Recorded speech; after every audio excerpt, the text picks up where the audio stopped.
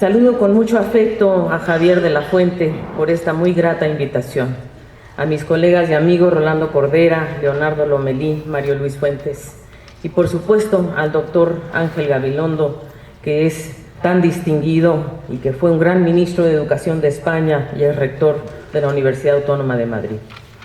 A ustedes, estudiantes, trabajadores de la Unidad León de la Escuela Nacional de Estudios Superiores, amigas y amigas, quiero realmente agradecer esta oportunidad para intercambiar frente a ustedes y en este panel tan extraordinario y yo diría en este acto tan emocionante, porque este es un acto de emociones en realidad.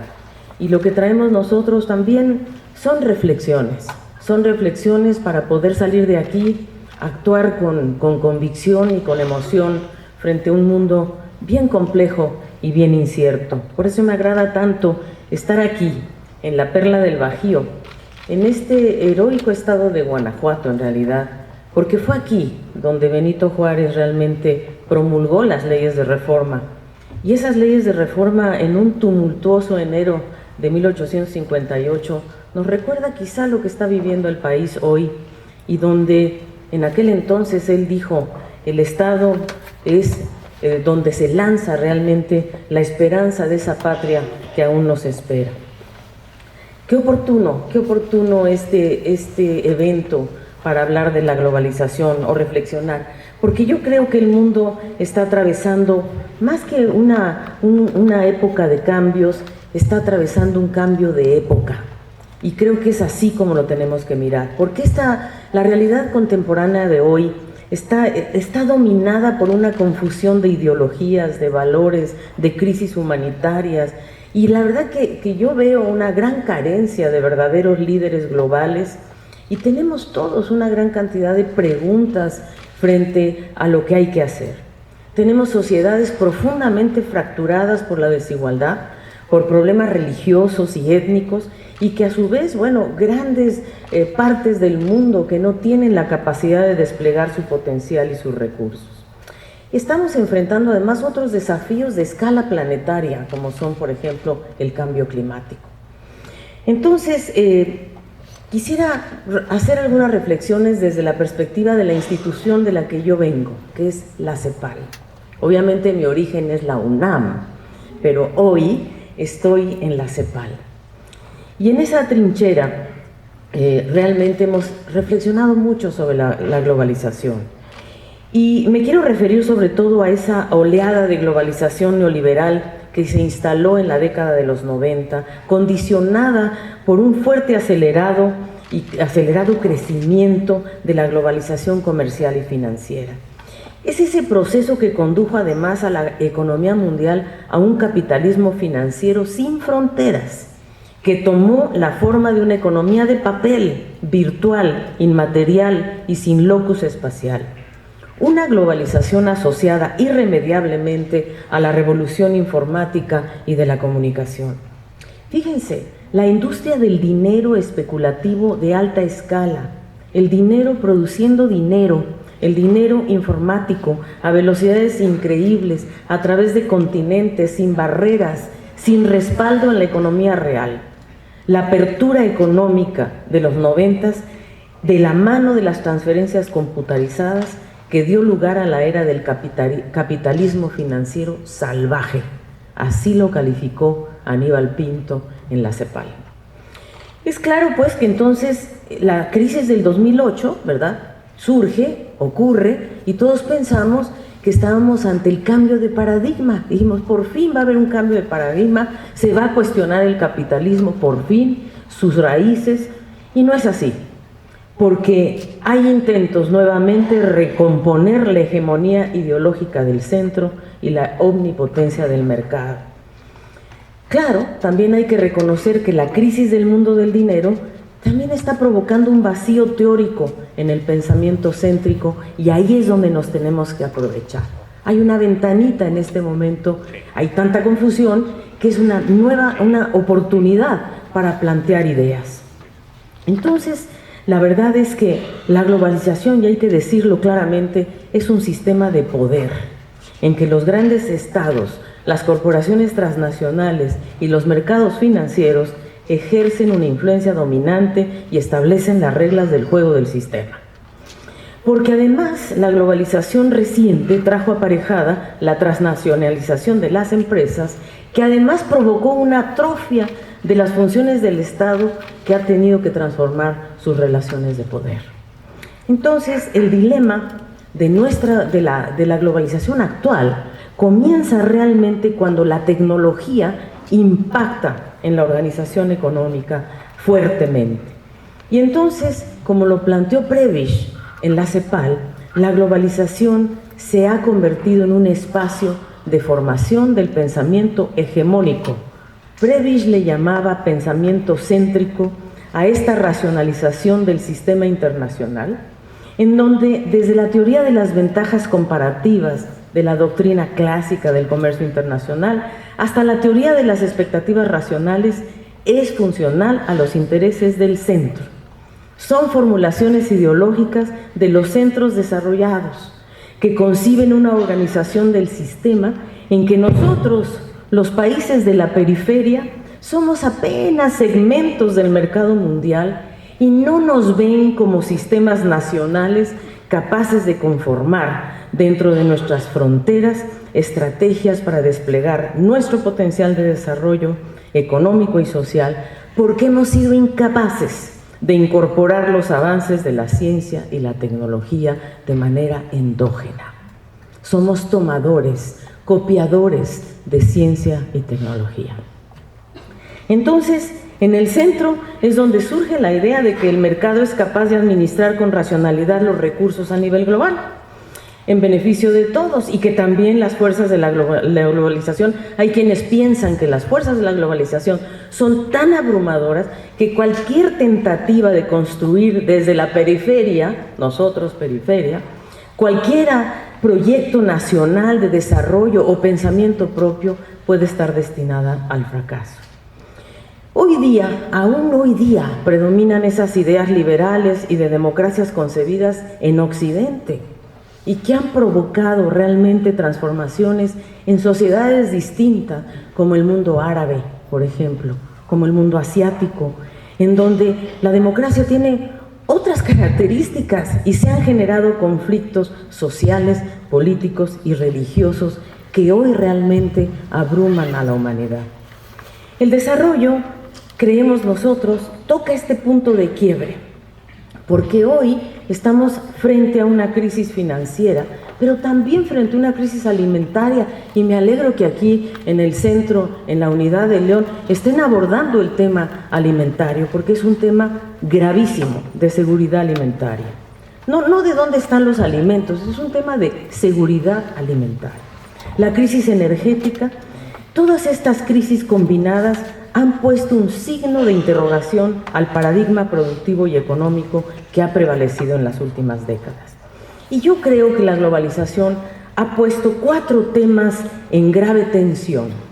Primero, prevalece en nuestras culturas la cultura del privilegio. Ah, pues sí, mira, ganó más, ¿no? Se aprovechó del otro. Esa es la cultura del privilegio.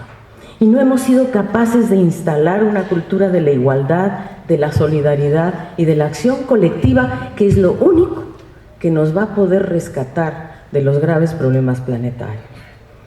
El segundo tema en tensión es el rentismo, el extractivismo, el consumismo, que ha agudizado los problemas ambientales, como el cambio climático, por encima de tener una gobernanza de los recursos naturales, nuestra propia, social, internalizada, y también una propuesta de sostenibilidad ambiental, por ejemplo, en nuestras ciudades. La tercera tensión es esta tremenda desigualdad funcional a la que ha hecho referencia Tomás Piketty, que no es otra cosa más que las rentas de la productividad se han ido más al capital que al trabajo. Es decir, todo lo que produce la sociedad ha beneficiado más al capital que al trabajo. De tal manera que hoy 85 personas en el mundo tienen la misma riqueza que 3.500 millones de personas. Ese es el problema de la humanidad hoy. esa desigualdad funcional que Tomás Piketty documentó 3 siglos de esta, yo diría, tremenda y persistente desigualdad que va favoreciendo más al capital que al trabajo, y que las rentas al capital están por encima incluso del crecimiento del PIB per cápita. Esa es una de las más graves tensiones de la humanidad de hoy. Nosotros pensamos que América Latina era la región más desigual del mundo. Es verdad, seguimos siendo la región más desigual del mundo, pero el mundo entero está en un proceso enorme de brechas de desigualdad. La cuarta tensión es la ampliación de las desigualdades, brechas y asimetrías internacionales, con gran concentración del progreso técnico en los países del centro. Justamente eso es lo que determina su mejor competitividad y su predominio. Pero hay un acontecimiento que ha irrumpido en la humanidad de una manera brutal, que es la emergencia de China, como polo alternativo de desarrollo, que está poniendo fin a la incontestable hegemonía occidental de los últimos 5 siglos, que fue caracterizada, esa transformación de China, por un aspecto muy importante, que es asociar su actividad productiva a intensificación del conocimiento. Y el quinto es que hay una enorme asimetría. El mundo de hoy va y aspira a la movilidad total de personas, de capitales, de bienes y servicios. Pero tenemos una gran tensión porque hay una restricción creciente a la movilidad de personas. Entonces ahí hay una muy grave tensión que la estamos viviendo hoy en los azares de la migración. Creo que el nuevo Pacto Global para el Desarrollo tiene que hacerse cargo de 4 tendencias estructurales para poder vencer estas tensiones. Primero, la desigualdad. Y hay que decirlo con claridad, el aumento de la desigualdad no es inevitable. La desigualdad no es un proceso natural. Es posible abatirla a partir de políticas públicas claras. Claro que eso implica romper con el paradigma de concentración de la riqueza. Pero tenemos que hacerlo porque esto solo va a ser posible si podemos difundir en la estructura y en el tejido social capacidades, progreso técnico, oportunidades y acceso universal a los derechos. Segundo, el cambio climático. El cambio climático realmente está y se relaciona con una larga historia de industrialización, con patrones productivos que emiten carbono. ¿Seremos capaces de transformar nuestras sociedades en sociedades libres de carbono? Porque hablando de los límites de la globalización, este es uno de los más grandes límites que vamos a tener de la globalización. Y son ustedes los que van a sufrir, los 143 millones de jóvenes en América Latina y el Caribe hoy, son los que van a enfrentar el problema del cambio climático que nuestra generación no ha sido capaz de detener. A menos que en esta generación, con la ayuda de ustedes, podamos reorientar el paradigma productivo y los patrones de consumo, y seamos capaces de colocar a la solidaridad intergeneracional en el centro de la agenda de igualdad. Porque dicho de otro modo, el futuro de cada persona, bajo la amenaza del cambio climático, está indisolublemente amarrado al futuro de todos. Nunca como ahora el mundo ha sido más interdependiente. Entonces, el tercer tema estructural es el cambio tecnológico y la llamada sociedad en red, sociedad de la información, sociedad del conocimiento, que se viene gestando con las innovaciones en las tecnologías de la información y que está transformando a una sociedad en algo muy distinto. Incluso está abriendo, yo diría, brechas generacionales entre ustedes y nosotros, ¿no? Mi generación, ¿no?, que ha tenido que reaprender a entender el iPhone, el Facebook, el quién sabe qué, y ustedes que la entienden perfectamente bien y que a veces dicen, ay no, mire, estos muchachos no entienden nada, y tienen toda la razón. ¿no? Porque se ha abierto todo un espacio ahí en donde se está generando un modo muy distinto de trabajar, de organizarnos, de comunicarnos, de aprender de los vínculos sociales, incluso formas de gobernar, de ejercer la democracia, el control social, de llamar a mítines, a manifestaciones a través de las redes sociales. Entonces, ahí tenemos un gran tema. Pero el sistema red empuja también a la desregulación y a la autorregulación. Cuidado, porque esto surge cuando, si este tema de la red se proyecta hacia zonas de la vida global donde la desregulación ha sido peligrosa, como en el ámbito financiero, en el ámbito armamentista y en el manejo del medio ambiente.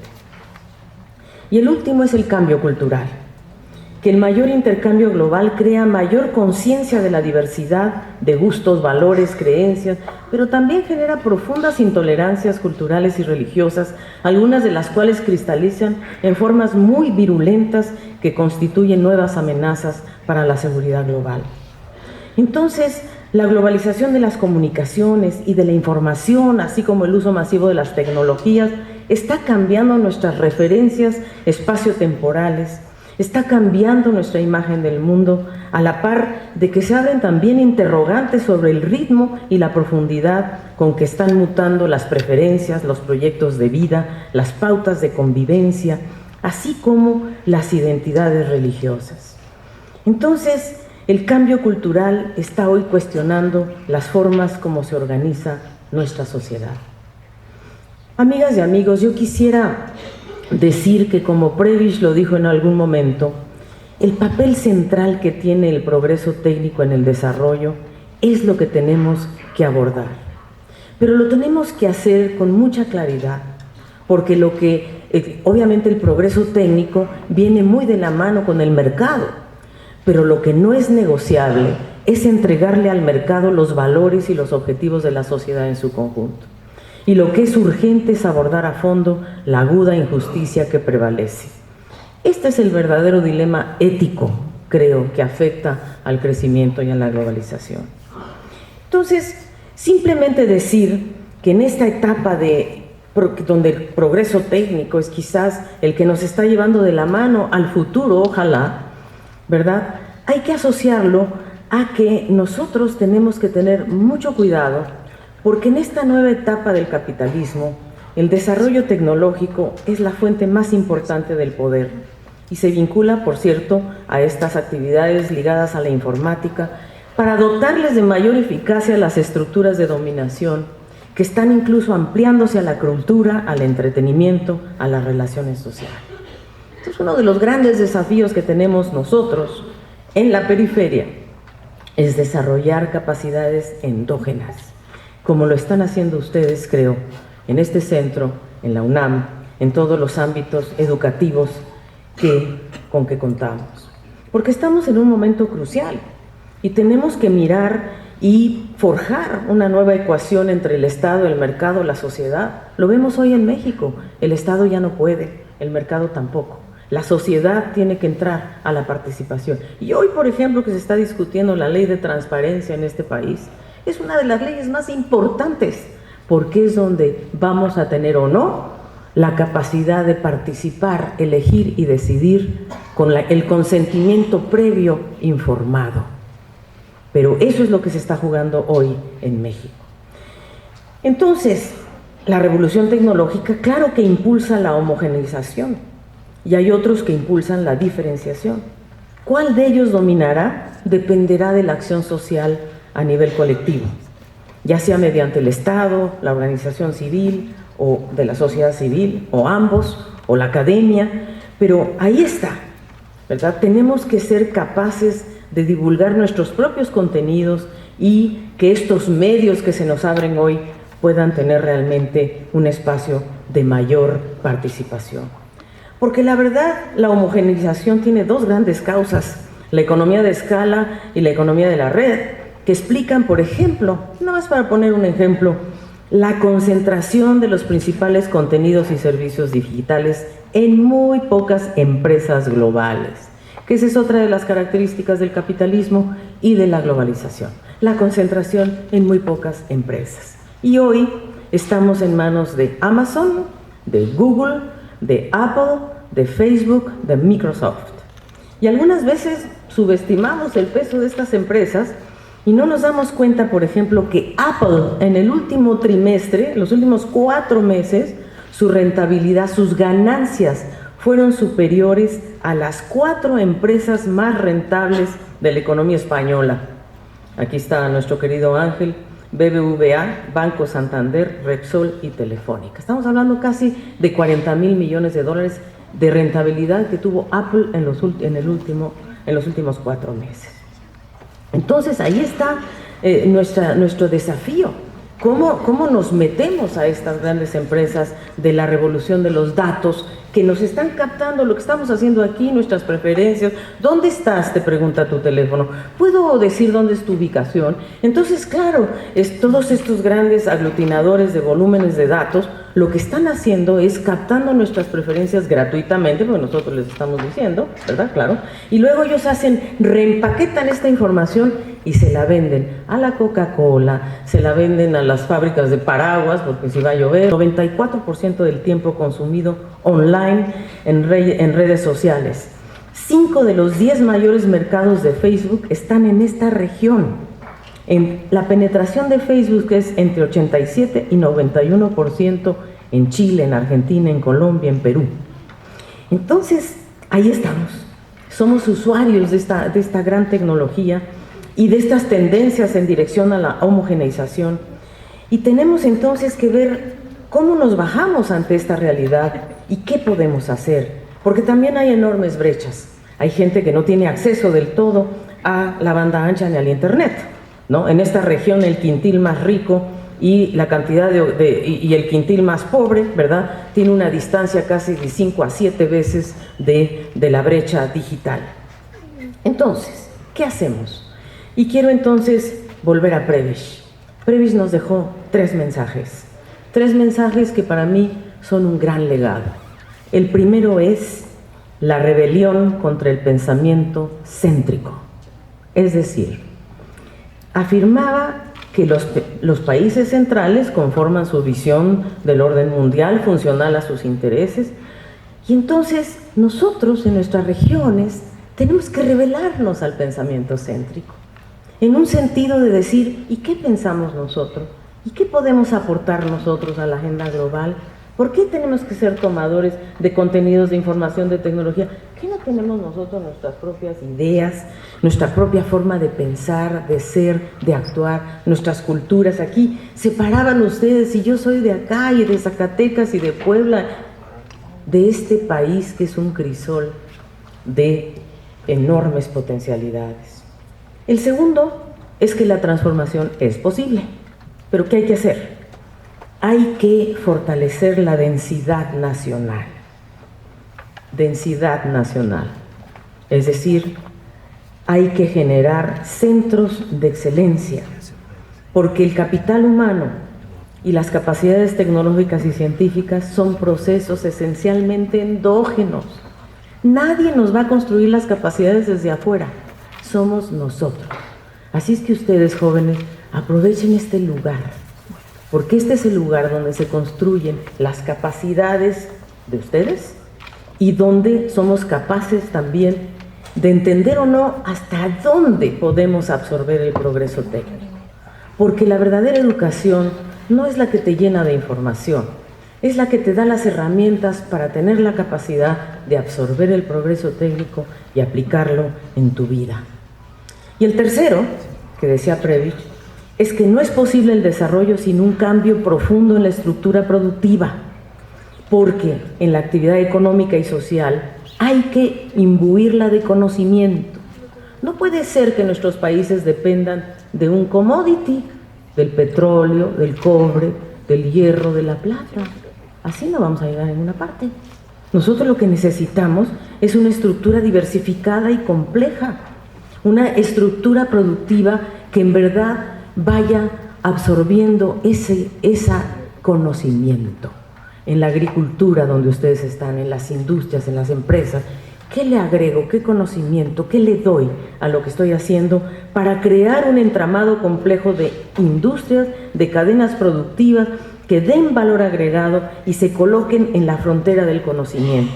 Y desde ahí generar empleo, bienestar, inclusión. De ahí la importancia de recolocar el desarrollo de otra manera, con amplitud de miras, a paso y medida que se reconstruye el orden económico internacional. Nosotros tenemos que tener una profunda identidad regional para poder viajar en convoy en un mundo que se está organizando en bloques. Entonces, eso es lo que tenemos que hacer. Y por eso, hoy yo traigo ese mensaje. Sé que no tengo tiempo, pero quizás en las preguntas y respuestas podamos responder a una gran pregunta que yo traigo aquí. Y es, este año, Naciones Unidas cumple 70 años. 70 años. Y la pregunta dura es, ¿hay en este tercer milenio la voluntad para concertar acción colectiva para resolver los problemas que desafían al conjunto de la humanidad? ¿O seguimos en este debate en donde las respuestas son llenas de siglas y no llegamos a abordar los verdaderos problemas de fondo? ¿Quién está dominando la globalización? ¿Para qué y para quiénes? ¿Es posible fortalecer el foro multilateral por excelencia o ya está obsoleto? Entonces, ¿por dónde empezamos a construir esos consensos? ¿Cómo articulamos esos nuevos equilibrios tan urgentes en el día de hoy? Entonces, esas Naciones Unidas de donde yo provengo, que aunque su luz sea muy tenue, sus dificultades mayúsculas, creo que aún así es una institución urgente, porque es la institución que se ha jugado por los derechos humanos universales, por luchar por mayor solidaridad, por mayor cooperación, por un tratamiento igualitario a todos los estados, sean pobres, ricos, grandes o chicos. Pero yo soy optimista y estamos aquí. Y realmente, a pesar de que gran parte del México independiente fue cruzado por los augurios de la asimilación del norte, el temor de que los patrones de consumo económicos, por cierto culturales, que irrumpían desde una nación en ruta a la hegemonía global, terminarían devorando nuestras peculiaridades que constituyen nuestra identidad. Hoy puedo decir que quizás somos nosotros los que estamos influyendo en el país del norte. Hoy por hoy, nuestra cultura, nuestros valores están llegando hacia allá más fuerte que de allá para acá.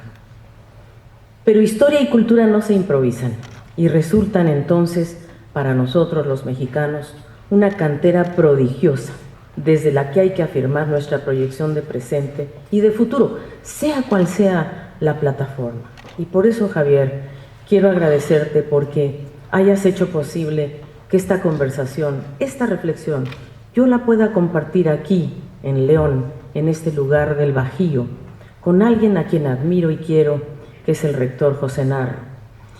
Porque cuando nos recorre la incertidumbre sobre los riesgos de una homogeneización globalizante, tenemos que recordar, y tú me lo has dicho muchas veces, rector, que venimos de una patria capaz de gestar estas hazañas, cruzada de frustraciones.